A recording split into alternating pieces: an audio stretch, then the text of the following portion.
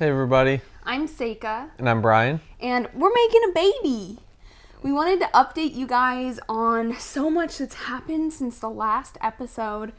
I have to look back and verify, but I think our last episode was actually at, it can't be week 18. It couldn't have been that far along. I think it was later, but I'm not... It's been some weeks. So, yeah. we had a pretty good pace up through the beginning of the pregnancy, and now we're in the third trimester. Slowed down the pace of the videos a little bit, but we'll try to pack a lot of goodness into this video for you guys. Yep.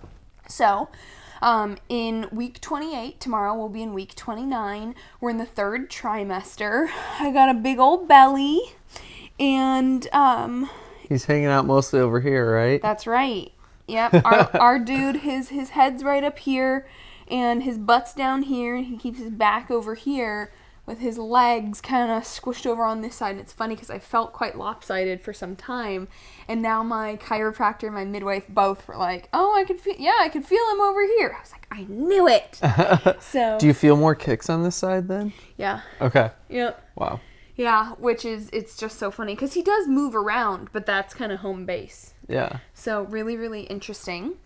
Going to the chiropractor in and of itself is really interesting. I didn't know. But not just any chiropractor. That's right. I'm specifically going to a prenatal chiropractor. The whole office is really lovely. It's called Cloud Chiropractic for anybody who's in the same area that we are.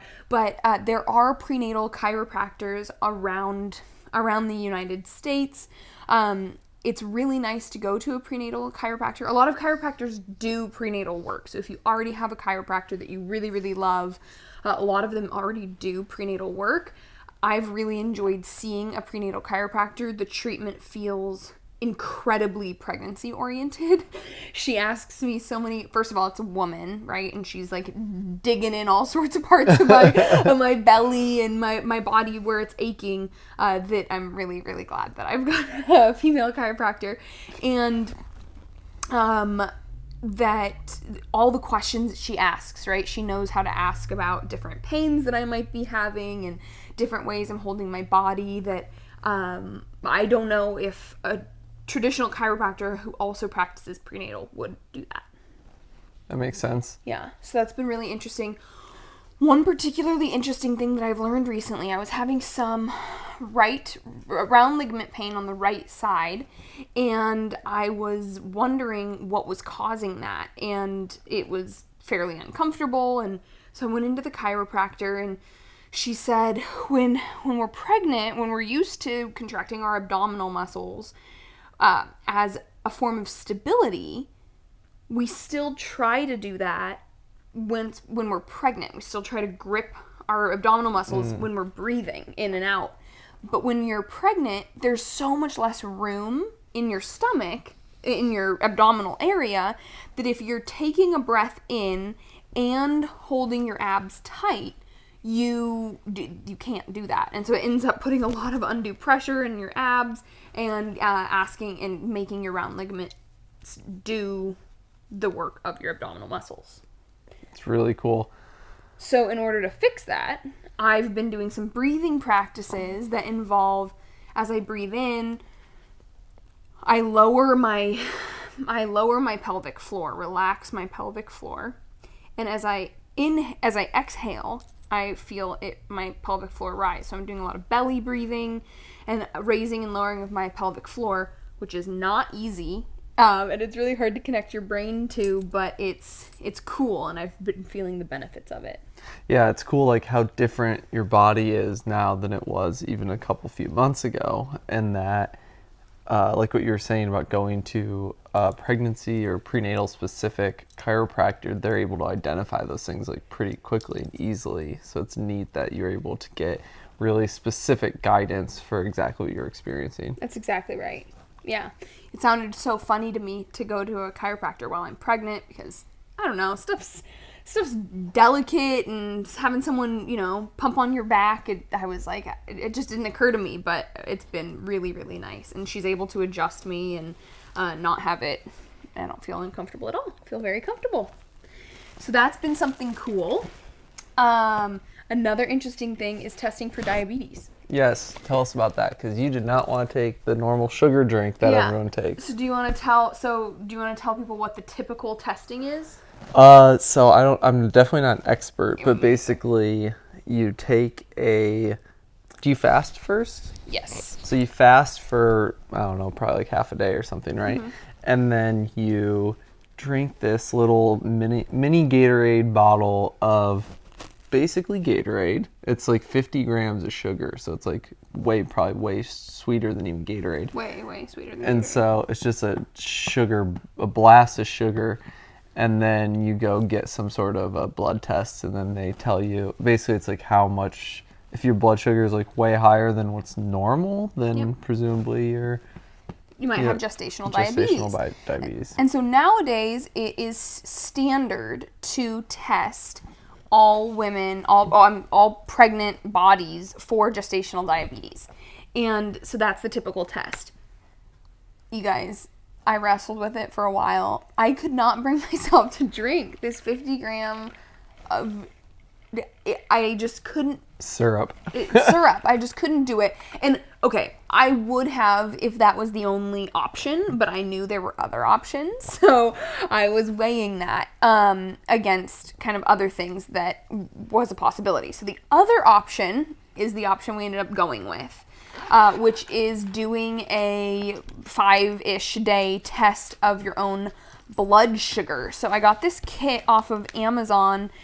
My medical professionals were guiding me through this. I didn't just say like, I'm going to do it my own way. So I'm just telling you, this is what they advised us. So this is the other option. And it's, for some people, this is way worse than just drinking a drink one day and then doing it. But I've actually thought it's been really cool. So this is like a finger prick gun.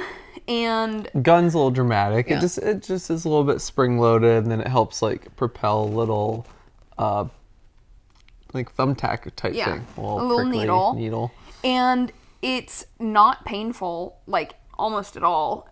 Brian does it for me, because it's really hard for me. For people who saw the really funny video of me pricking my finger for the gender test, was really comical. It's the sound of it. It makes this, I wonder if I can even get it to do it without the thing in it. It makes this sound, a spring sound, and just pushing that button is so dang hard.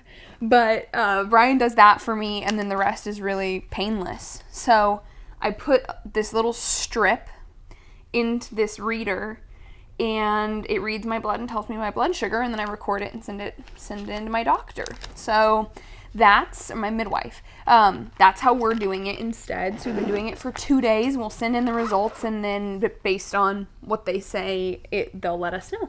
But so far, it looks good. It looks great. Without really knowing a lot about it, it seems like your blood sugar is pretty stable and like kind of right where it should be. Yep. I think. Right. But we got to get the official word before we get too excited about it. Right. I'm also like going off of the numbers. It's for a non-diabetic person, but it doesn't say anything about pregnancy. So maybe there are different numbers that we're supposed to have in pregnancy. Who knows? But from all we can tell, it looks great. Oh boy, the dogs are about to get loud. Okay, so. Well, maybe not. Maybe. Yeah. We'll see. We'll see. Hey guys. So another thing that we're doing is I'm drinking some tea right now. One of my. He can't do his. We have to call it the grandpa get up. He's trying to get up on the couch and can't get up. So one of my friends, her name's Chanel, and her Instagram is The Fresh Spot. And she had a really beautiful and amazing birth story. She went through hypnobirthing and a really natural birth, and it's really cool. It mimics a lot of the things that we're practicing for in training. So I reached out to her, and I had known about what she had been through, and I asked her what are some of your major takeaways from giving birth the way that you did. And she had a really miraculous birth in that it was her first child was only 7 hours. And this stuff's public. She's posted this, so I'm not sharing her private information. Anyway, so it was only 7 hours of labor, which is, for people who don't know, like, that's really fast for baby number one, especially. Like, insane, like really amazing. And I said, what do you attribute that to? And she said, I drank a lot of raspberry leaf tea and it made my uterus really strong. And so I am drinking tons of this raspberry leaf tea. My midwife also recommended adding some nettle tea, stinging nettle tea in there, which does not taste good, but it's okay if I put it in there with the raspberry leaf, or if I put it in there with some mint, that will make it a lot better. So we'll see how that contributes to it, but that's a fun tidbit about kind of, you know, potential benefit, and it's just tea. So if you like drinking delicious warm water, it, you know, really helps. Great. Yep. That's great. Oh my gosh, these dogs. Let me go put them somewhere else. Great, thank you. It's been a really interesting time being pregnant during this pandemic, when, you know, we'd love to be having baby showers, we'd love to be planning times for people to come meet the baby after, and a lot of that stuff has to be on hold, or it has to be done in a funky way that isn't what we would love for it to be. And so I've been seeing a lot of people post support about that. I know that people in other situations who aren't pregnant are having experiences where they're having to say, no, we can't get together. No, we can't, visit for the holidays because it doesn't feel safe. And that maybe they're getting backlash about that, and that can be really, really isolating. And so I encourage people who are dealing with that to reach out to loved ones who understand, to have a support network of people who understand. We've been so blessed that our family's been really understanding and really supportive of throughout the whole kind of dealing with how to be pregnant and have a newborn during COVID, during a pandemic. But other people aren't so lucky, and so having the right tools to feel really supported is really powerful. Absolutely. You want to show them how big the baby is? Yeah, I mean, I think we've outgrown the screen a bit now. Quite a bit. But here's zoomed out just to get an idea of proportions. He's starting to look pretty human-like. Yeah. And then this is real size. Look at just his head. I don't know if they can see my belly. Can't even see. Okay, well, this is just the size of his head. Come on, that's crazy. So what's really wild is that he's just about reached his maximum length. Right. And he's mostly just putting on weight and growing in size at this point, which is really cool. They also have babies typically around 36 weeks. If they come, they're not even considered a preemie, I don't think. They're just early. Sounds right, 36 or 37. Yeah, 36 right? or 37 weeks. Yeah. It's kind of like if your baby wants to come then, great.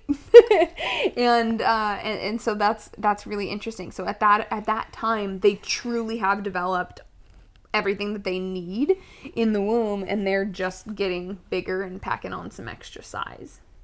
Yep.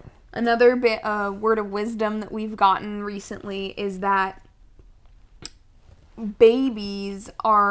human children are some of the only mammals who are so disabled, are so dependent upon birth. And the theory behind that is that our heads are too big and mama's pelvises are too small for them to continue to grow for that extra amount that they need.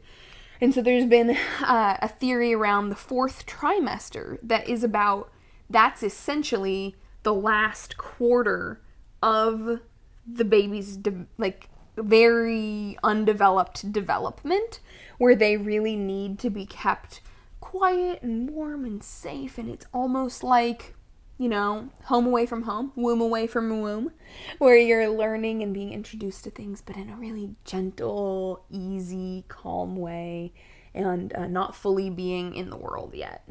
Yeah, it's interesting. When I first heard the concept of the fourth trimester, I thought it was just this idea that, I don't know, you need to take care of the baby in like this transition time.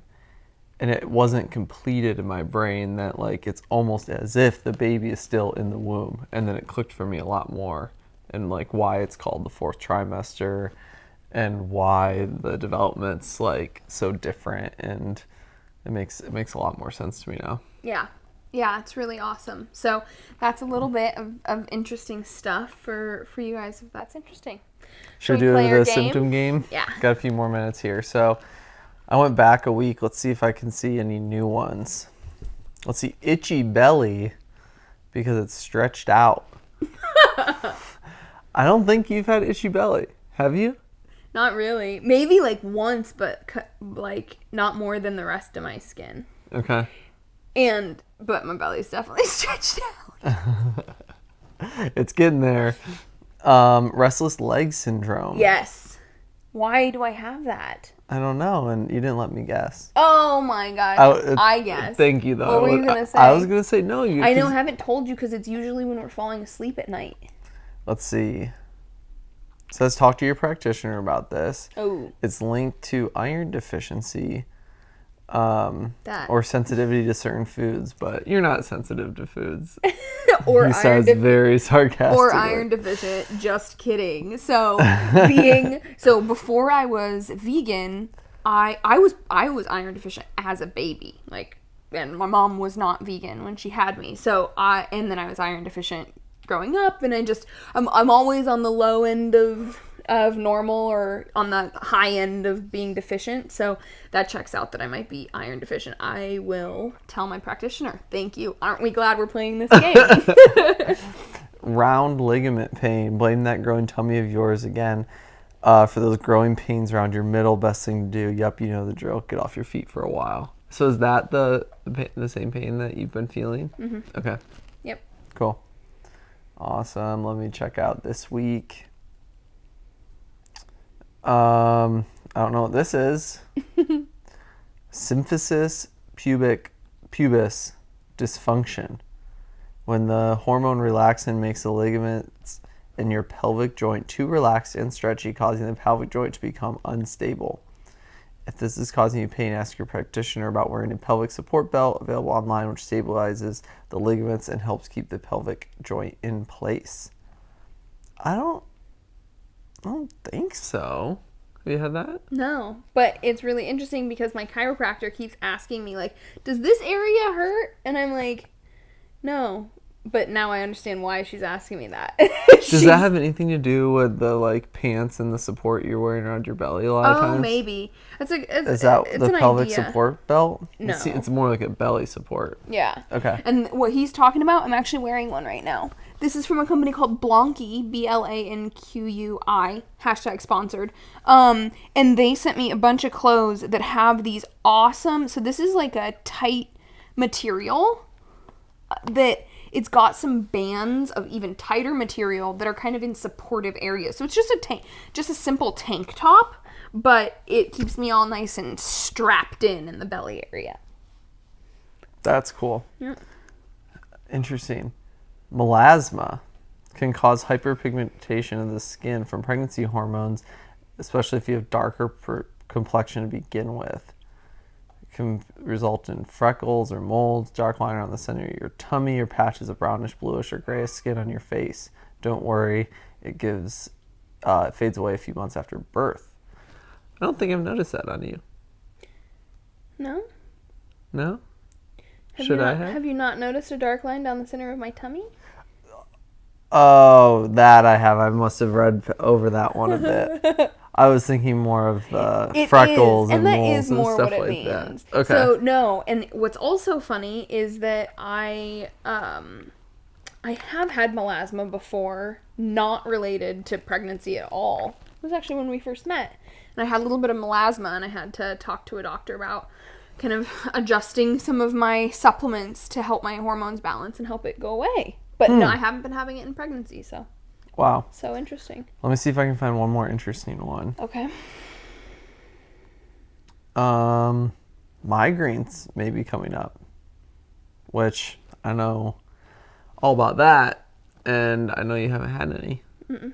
So I've never had a migraine. Let's hope you don't. Yeah, You're pretty headache proof. I'm pretty I'm pretty headache proof. Another fun thing is drinking water, and I have this comically large water bottle that I'm infatuated with. Also, I haven't used this function yet, but I think it's cool that it has it, is that it holds your phone for pictures. If you want to take pictures. That's great. And I think you could even do like... No, that doesn't help. So that's fun. And then it fits a whole gallon of water, and it protects your straw, so your straw stays clean, which I love. And then it has like a timing on it, so that you just keep drinking throughout the day. With pump-up phrases. With pump-up phrases, it's like, good morning, do it for yourself, keep going, drink more, tons of energy, no excuses, almost there. Yay, you did it. It's your own pump-up coach. It's very cute. Anyway, it just makes it really... It's pretty easy to drink a gallon, but now it feels like an accomplishment when I do it. So that's great. That's fun. You can get one of those. Staying hydrated is really important. All of my books have been like, hey, one of the number one things that you can do for a healthy pregnancy, drink a lot of water. Drink enough water. They keep saying it, so I'm doing it. That's great. This and coconut water and tea. I'm well hydrated up in here, so... That's good stuff. Though the tea can actually dehydrate you. That's right. So keep that in mind. That's right. All right. Well, thank you guys. We did it. Thank you guys for joining. Thanks for watching. As always, shoot us a message on Instagram at For Goodness Sakes. Shoot us a message on the blog, which is www.forgoodnesssakes.com, or leave a comment below. And we would love to integrate whatever questions that you have into our next video. Oh, last little bit. I also, every evening, am doing a kick tracker now. So I track how long it takes him to get to 10 kicks. That's a really interesting game that we're playing now. And it's to try to keep a gauge on health, right? Yep. So just an interesting one. Yeah, fun pregnancy stuff. Thanks for joining us. It's great to get to connect with you guys, so shoot us a message, and we'll talk to you again soon. Next time, we'll talk about what our birth plan is and what we're planning for this big day that's coming up pretty soon. Yep. All right. Bye, everybody.